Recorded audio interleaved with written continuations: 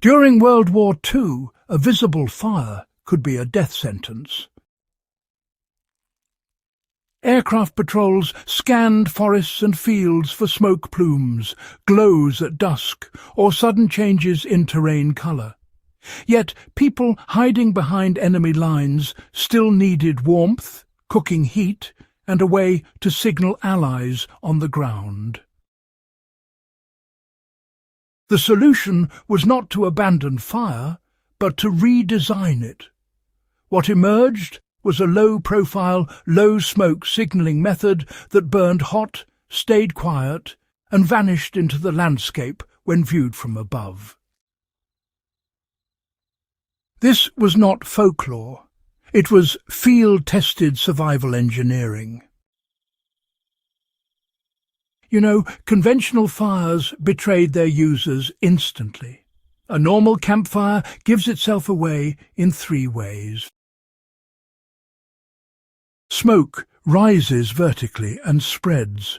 Flames flicker above ground level, and heat creates a visible thermal signature even at night.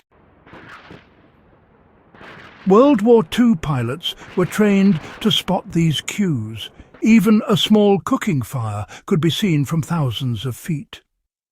Resistance units quickly learned that reducing flame size alone was not enough.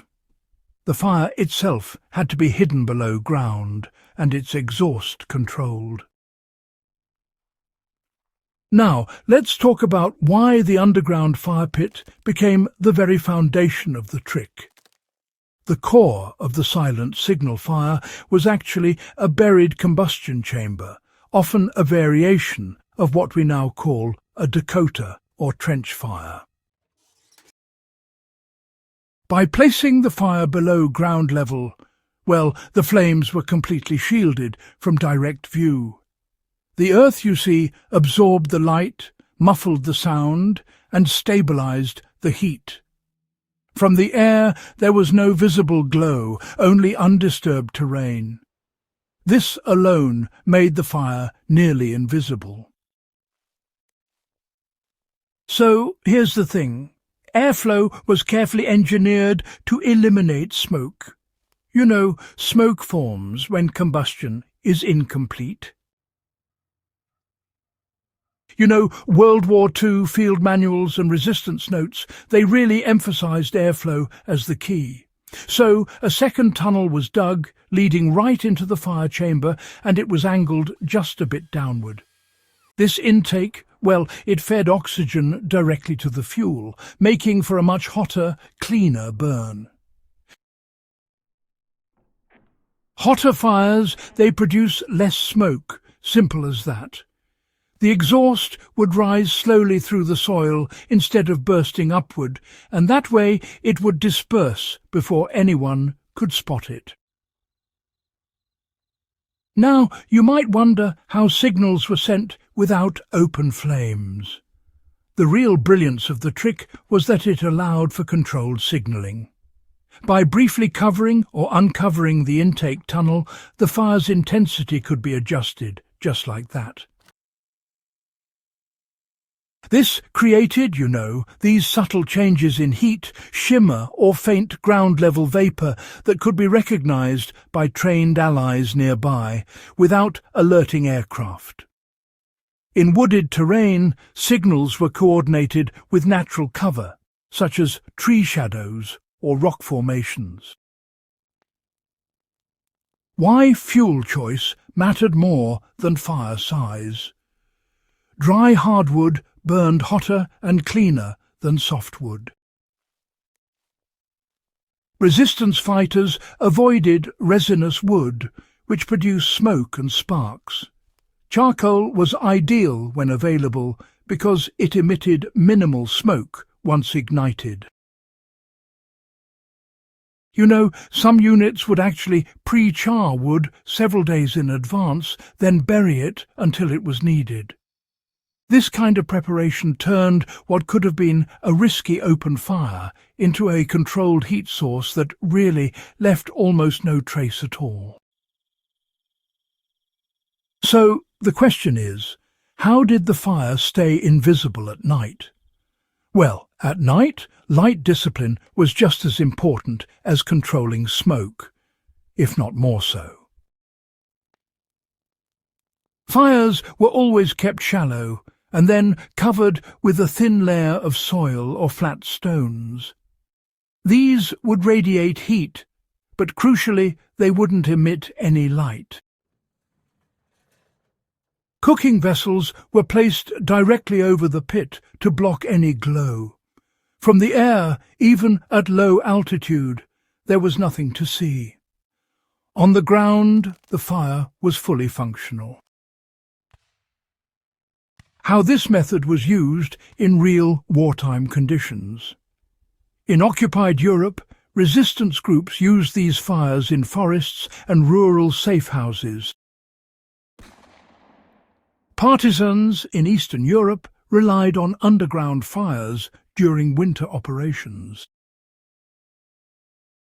Allied special operations teams trained in similar methods before insertion behind enemy lines. The technique allowed cooking, warmth and signalling without compromising location. It was survival through discretion. How modern outdoor users can apply this knowledge responsibly? For campers, bushcrafters and preparedness-minded individuals, the lesson is control, not concealment for harm. An underground fire pit reduces wildfire risk, minimizes smoke in windy conditions, and conserves fuel. Digging a shallow pit, adding an air intake and using dry hardwood creates an efficient cooking fire that leaves minimal impact. Always follow local fire regulations and extinguish completely.